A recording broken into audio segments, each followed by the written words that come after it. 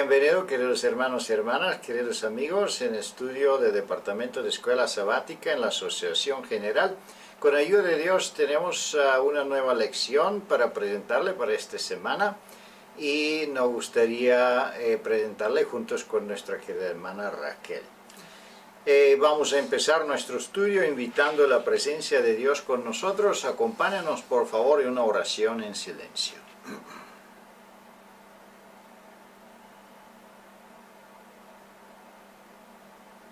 Amén.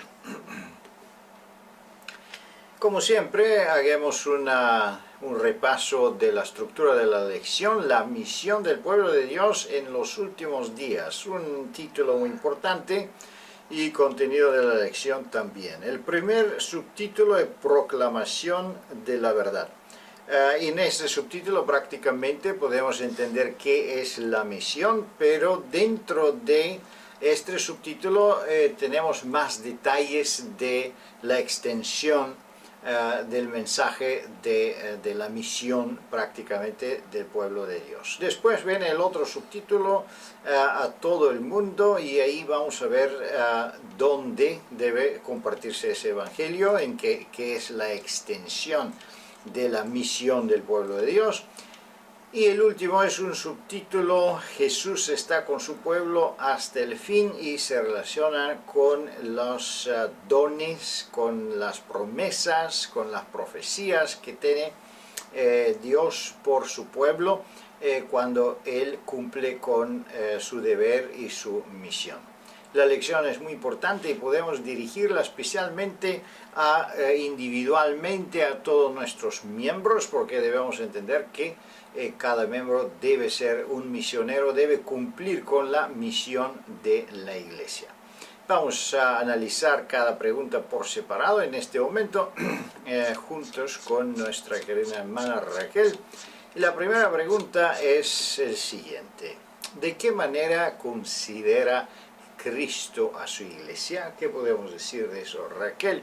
¿Qué es el propósito de la existencia de la iglesia de Dios? El Señor conoce la condición de este planeta tras la caída.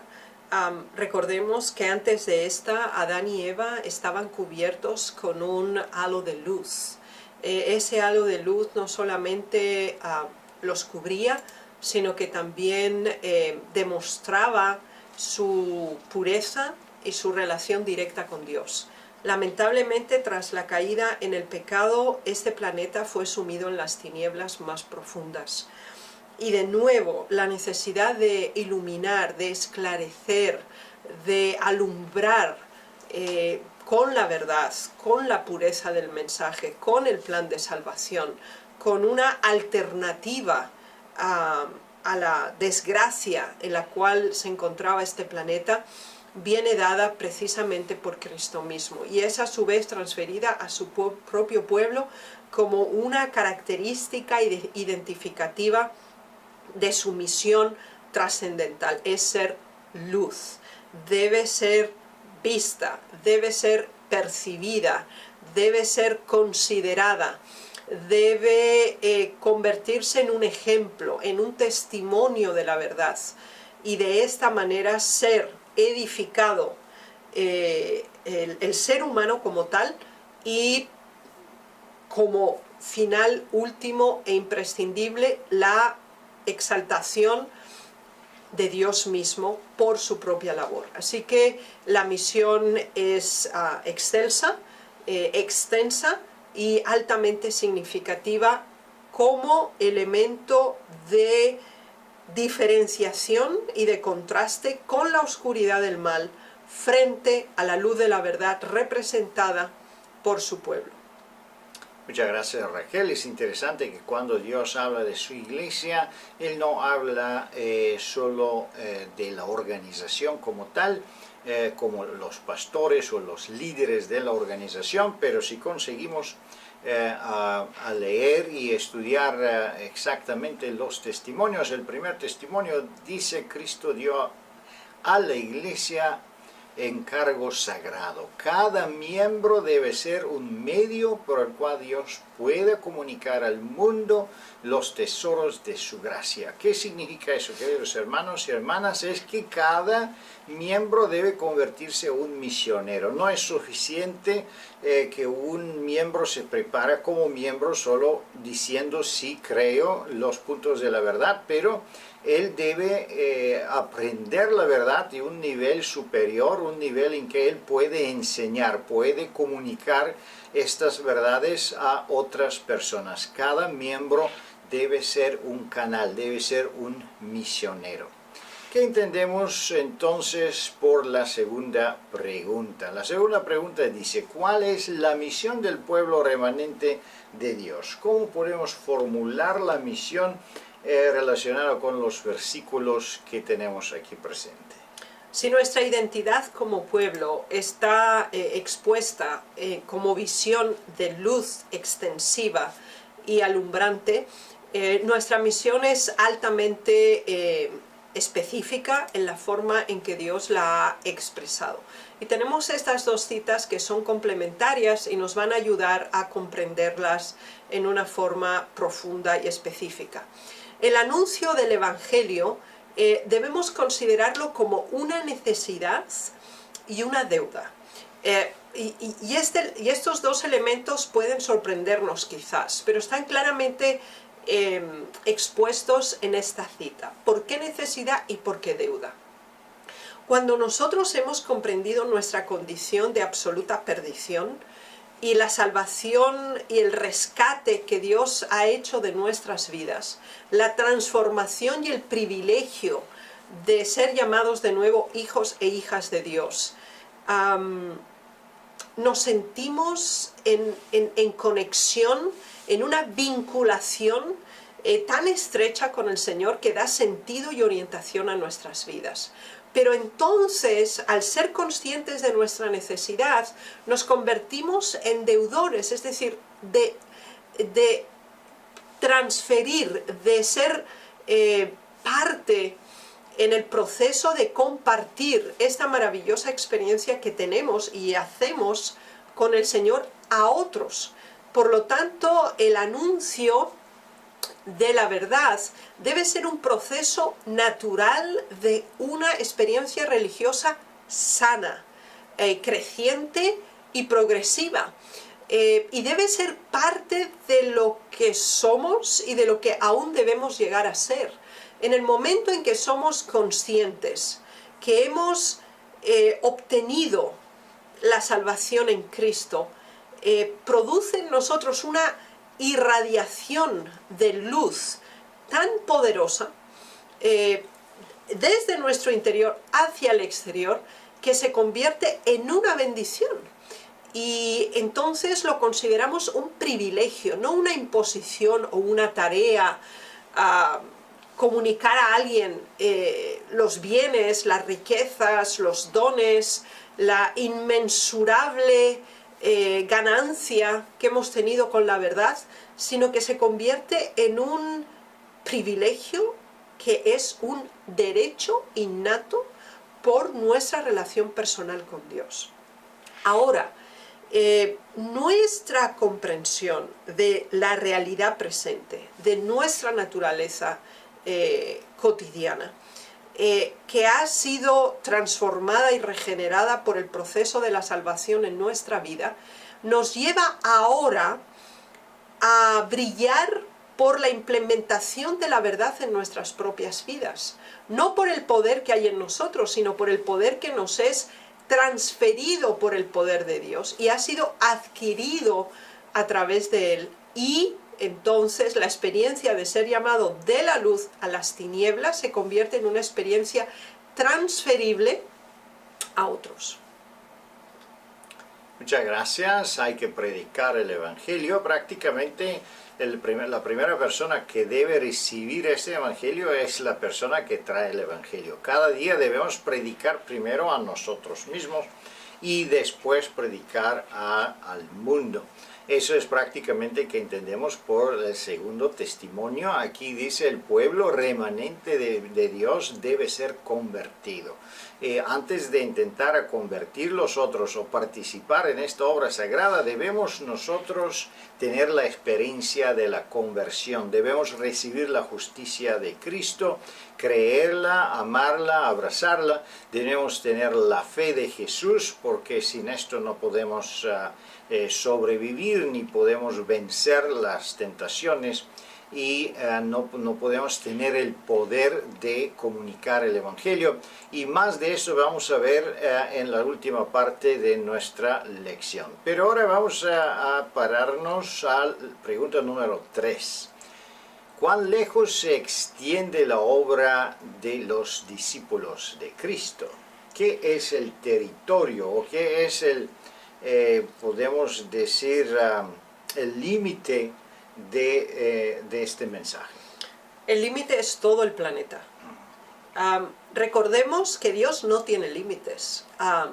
Y Él desea que nosotros no nos limitemos a mi persona o a mi inmediato miembro de familia o vecino. Obviamente eso es parte del proceso de transferencia de la verdad, sino que tenemos que tener una proyección globalizante de la predicación del Evangelio. Es decir, no debemos limitar el poder de la salvación y no debemos hacerlo bajo ninguna circunstancia. Y esa es la razón por qué el Señor habla de naciones, tribus, lenguas, pueblos, tierras, islas. No hay límite. Y empieza con nosotros. Eso es punto 1. Y después tenemos que ir añadiendo. Cada uno de nosotros tiene un círculo específico en el que nos desenvolvemos. Ahí tenemos que empezar. Y ese círculo son como las ondas cuando se vierte una roca en un lago. Son concéntricas, extensivas y progresivas por sí misma. Por eso el Señor nos presenta claramente un sistema organizado de la presentación del mensaje. Entonces se nos habla: me seréis testigos en Jerusalén, en Judea, en Samaria y hasta lo último de la tierra. Vemos que son círculos concéntricos que van aumentando en extensión y en radiación de la verdad. Cada uno de nosotros individualmente tenemos que tener esa proyección. Los miembros de nuestra familia extensa, nuestro vecindario, nuestro pueblo, nuestra ciudad, nuestro condado, etcétera, etcétera. Como grupo, como iglesia, debemos tener esa misma proyección. Donde hay una iglesia local, hay que hacer toda esa área, hay que evangelizarla. Después vamos extendiéndonos hasta encontrarnos con los límites del territorio de la otra iglesia. Y debemos hacerlo sistemáticamente, organizativamente y bajo el poder y la dirección del Espíritu Santo. Muchas gracias, Raquel. Ese es el territorio, todo el mundo, todas las personas. Debemos considerarlo muy seriamente y debemos preguntarnos si de verdad nuestro mensaje está llegando a todo el mundo. Estamos predicando en nuestras iglesias, pero ¿es suficiente para que todo el mundo pueda ser evangelizado? Bueno, debemos usar quizá medidas que podían ayudarnos a alcanzar el resto del mundo o el resto de las personas que todavía no conocen nuestro mensaje. En el mismo tiempo debemos entender que el mensaje de Cristo no es solo acepta a Cristo como tu Salvador personal y ahí termina el Evangelio. El Evangelio es un mensaje muy extenso. Como podemos ver en esos 3 versículos, eso abarca las profecías del último tiempo, que es Mateo capítulo 24. También abarca las profecías en Apocalipsis. Tenemos capítulo 14, que son los 3 mensajes angélicos. Inclusivemente ha caído Babilonia. Entonces tenemos un conocimiento muy extenso, muy especial, introducido y especificado para el último tiempo, con las enfermedades del cristianismo, con las apostasías del cristianismo y con la solución del cristianismo que encontramos en Hechos de los Apóstoles, que significa que la solución de todos es recibir el Espíritu Santo. Seguimos más adelante y vamos a ver la próxima pregunta 4. ¿Qué dijo Jesús acerca de la necesidad de obreros en su viña? Vamos a ver el tiempo en que nosotros vivimos. Parece que es un tiempo de cosecha. ¿Qué necesita la iglesia y el mundo entonces en este tiempo? Dios te necesita a ti y a mí. Empecemos de uno por uno. Nosotros somos conscientes de la población mundial. Y cuando comparamos números, obviamente, pues nos impresionamos por ese mismo hecho. Ahora, el Señor desea que nosotros tengamos una oración presente en nuestras vidas. No solamente que nosotros nos ofrezcamos para el servicio, dentro de las posibilidades laborales y familiares a disposición, sino que también nos preocupemos para que otros, quizás a tiempo completo o en una forma mucho más comprometida que nosotros, puedan servir al Señor. Es obvio que hay una desproporción significativa entre aquellos que van a aportar el mensaje y aquellos que están dispuestos a hacerlo. Ahora, la comprensión de nuestra necesidad de salvación, la identidad clara acerca de nuestra conexión con el Señor es absolutamente significativa en este contexto.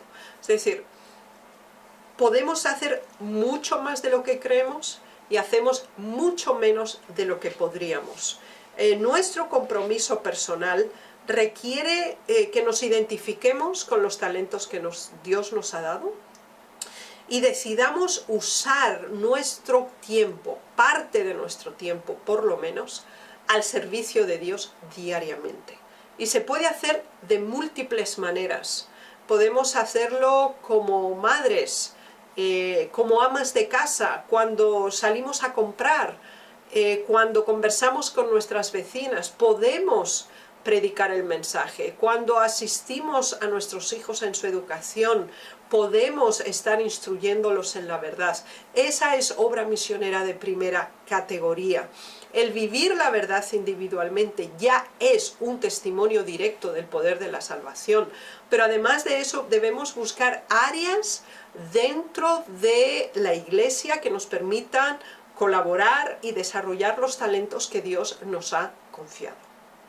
Muchas gracias, Raquel. Muy importante es esta pregunta, especialmente el testimonio aquí dice: hoy existe la misma necesidad, que significa que hoy tenemos tiempo de cosecha.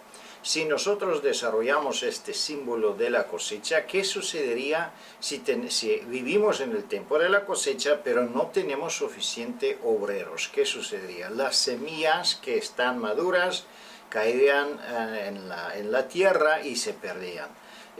Pueden ser que se pierden, puede ser que son tomadas o consumidas por animales y pájaros. Tenemos la parábola del sembrador que menciona diferentes fondos o diferentes tierras en que cae la semilla. De todas maneras podemos entender que la falta de obreros es significante y igual a pérdida constante. Ahora, ¿dónde encontremos esos obreros? No podemos emplear todo el pueblo, todos los miembros de la iglesia, es imposible. Sin embargo, que podemos entender es la misión de esta iglesia. Cada persona que está bautizada debe ser preparada para que ella pueda inmediatamente después del bautismo empezar a cosechar frutos, predicar y trabajar para el Evangelio. Eso es algo que debemos considerar. Preparando cada persona, un interesado para miembro de la iglesia, debe ser preparado como un misionero. Eso es la única forma en que nosotros podemos cumplir con el mandato de nuestro Señor Jesucristo. Si cada uno está relacionado con Jesús, conectado con Jesús, entonces esta es la única forma en que la iglesia puede cumplir con el deber y con el propósito de la Iglesia de Dios. Seguimos más adelante con la pregunta número 5. ¿Cuál debe ser el propósito del pueblo de Dios? Vamos a ver, la misión está clara. ¿Qué son los objetivos de la Iglesia? Es muy importante para que el ser humano haga algo, que entienda por qué, cuál es el fin, qué sentido tiene hacer algo. En el momento en que no lo entendemos, no lo asimilamos o no lo aceptamos, obviamente no va a producirse. El Señor no solamente nos explica quiénes somos y quién podemos llegar a ser, sino qué debemos hacer para que así sea. Y por lo tanto se nos presentan dos citas bíblicas, una del Antiguo y otra del Nuevo Testamento, y se nos habla de la necesidad urgente que el cielo percibe de anunciar la verdad a este mundo. Y el punto de partida de nuevo se individualiza, se singulariza en tu persona y mi persona. Debe haber un acto de concientización, eso es el acto de levantarse. Somos conscientes de nuestra necesidad, hemos visto el poder de Dios en nuestras vidas y estamos dispuestos a testificar de esta transformación maravillosa que Dios ha hecho en nuestra vida. Estamos resplandeciendo. En el momento en que compartimos lo que Dios ha hecho, hace con cada uno de nosotros diariamente, se produce una venida de luz sobre ti, que obviamente irradia sobre los demás y produce una exaltación de Dios, porque prueba que el plan de salvación es una realidad, que la transformación de la humanidad es una realidad y que la mejoría de cada uno de nosotros es una realidad con el poder de Dios. Se produce un renacimiento, una regeneración. Y este es el propósito, el interés que Dios tiene para ti, para mí y para el resto de la humanidad. Muchas gracias, Raquel. Aquí tenemos prácticamente una profecía relacionada con el pueblo de Dios, con el remanente, y esa profecía muy significante, Apocalipsis capítulo 18. Y no debemos considerar esa profecía como un asunto del futuro, porque si nosotros leemos el primer testimonio y nuestro general, ¿qué dice nuestro general? Nuestro general dice: avanzad, entrad en nuevos territorios. Y eso él lo dice no ahora, bueno, ese es un mensaje que ya tiene una edad de más de 100 años, que significa que prácticamente estamos atrasados con la misión, estamos atrasados con los objetivos que Dios estaba esperando de su pueblo. ¿Por qué estamos atrasados? Porque el desarrollo de las profecías debían ser ya cumplidos. Si se recuerdan los mensajes relacionados con la conferencia en Minneapolis 1888, en este tiempo hermana White declaró que es tiempo de la lluvia tardía. Debemos esperar la lluvia tardía. Si se aceptaría el mensaje, entonces podía el pueblo de Dios gozar esta bendición enorme de la lluvia tardía. Sin embargo, sabemos que eso no sucedió y así lamentablemente hasta nuestros días podemos decir que estamos en la espera.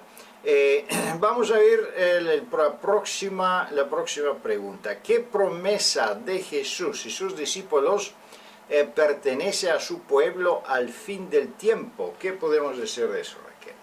El poder que se nos ha asignado es ilimitado, porque es el poder mismo de Dios.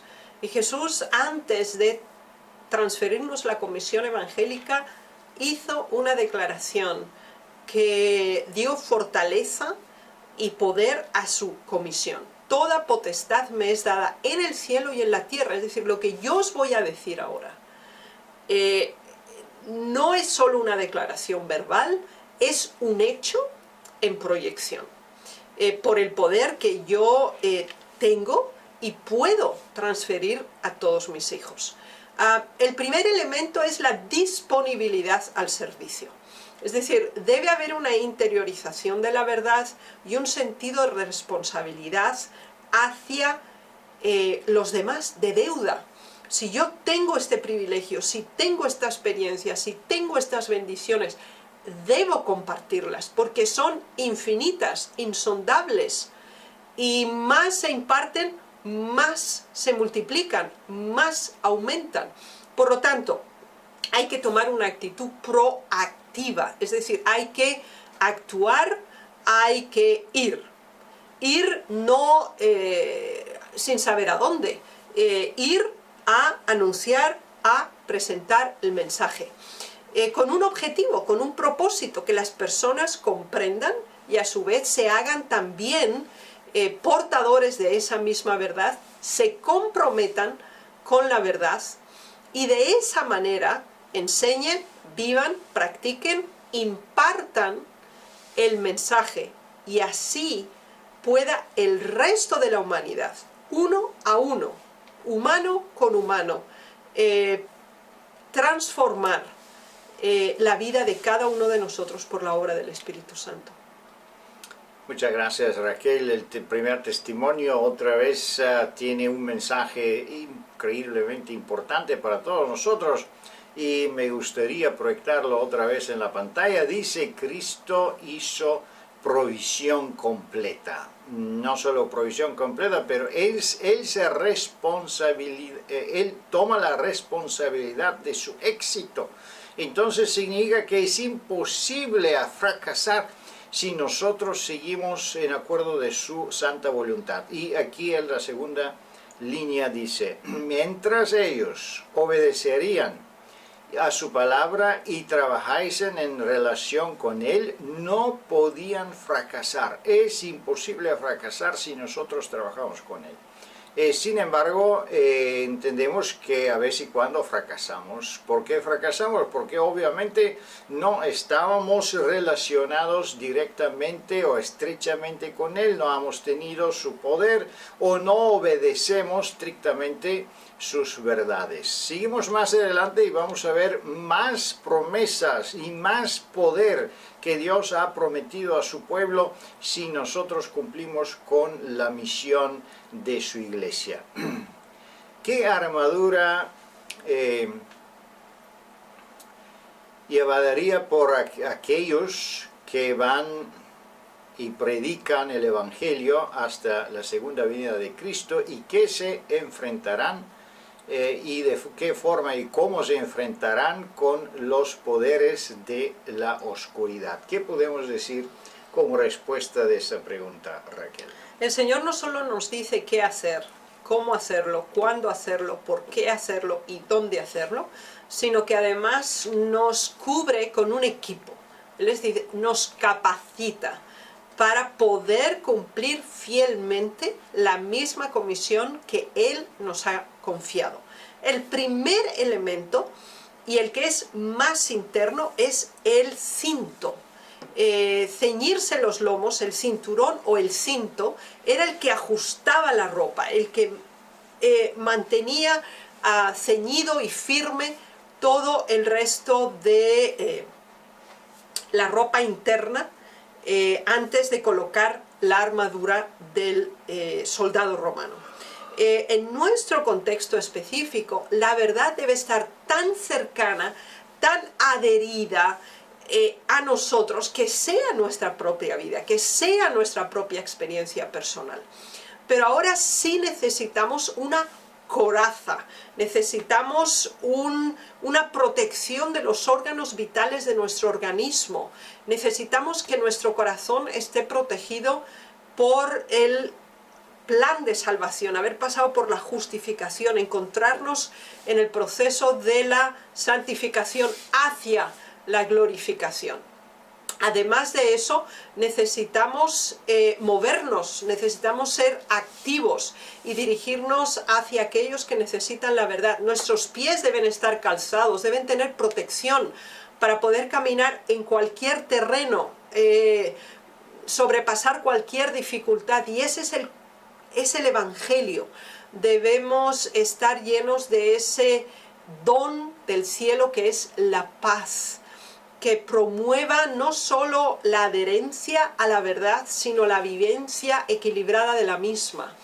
Además de eso necesitamos otro elemento de protección que es el escudo, porque siempre que nosotros aceptamos a Dios en nuestra vida, estamos en el proceso de crecimiento, impartimos la verdad, va a haber un poder contrario que va a intentar neutralizar, va a intentar bloquearnos y dañarnos. Y para eso necesitamos la fe, la perseverancia en la verdad, en la experiencia y en nuestra relación con el Señor. Además de eso necesitamos proteger nuestra cabeza, nuestra capacidad de decisión, nuestra conciencia, la sede de nuestros valores y principios de salvación para poder regir nuestro comportamiento, enfrentar las dificultades, sobrellevar las tentaciones, vencer nuestras inclinaciones y pecados con el poder de Dios, con su Espíritu, que es el conocimiento profundo también de la palabra de Dios.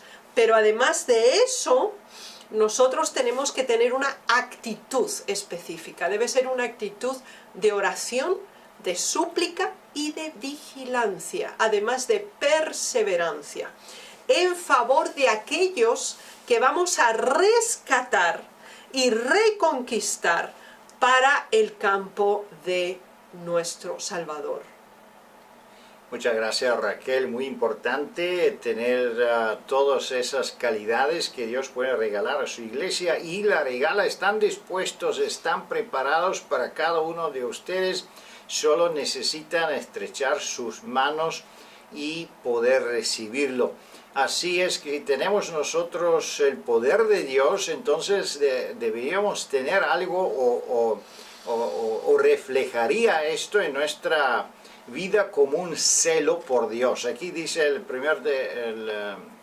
las primeras líneas de los testimonios, dice: el celo por Dios y sus causas indujo a los discípulos a ser testigos del Evangelio con gran poder. Si nosotros tenemos este celo de Dios, si tenemos el Espíritu, si tenemos la espada, el conocimiento de la verdad, entonces debíamos tener o podemos tener este gran poder. Dios te bendiga, queridos hermanos y hermanas, porque este poder está reservado para ti. Recíbelo, úsalo, porque eso es el poder del Evangelio. Dios te bendiga y le guarde, disfruta nuestra lección y con ayuda de Dios nos vemos durante la próxima semana. Amén.